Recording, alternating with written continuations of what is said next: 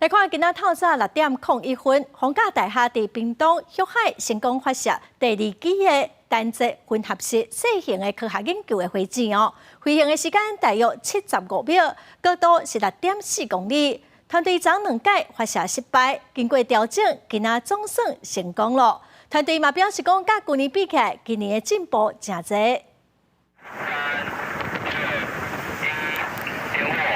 听到逢甲大厦研究团队欢喜喝休的声音，11早起6:01，天才打拍普啊光，单节混合式小型科学研究火箭 SHSR Arrow 2顺利升空，大家心情嘛总算会当较轻松，因为前一天2届点火拢失败，经过调整了后，总算伫正人的5棒之下成功发射出去。今天的点火雷管的位置啊，要在最佳的位置，然后我们的控制面板的所谓的电池的部分呢，我们也都有保证啊100%的电力啊，所以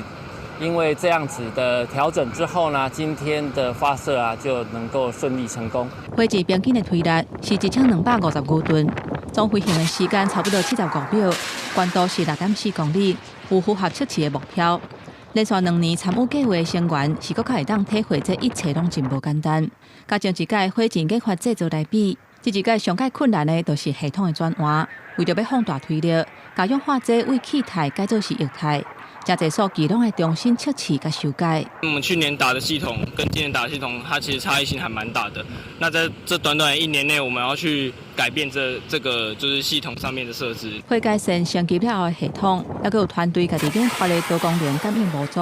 团队认为讲火箭的成熟度是比去年加进步真侪。这嘛是国科会伫屏东旭海设置的第1期科学研究探空火箭发射场域所发射的第9期科学研究探空火箭，希望继续提升学术界研发制造火箭的能力。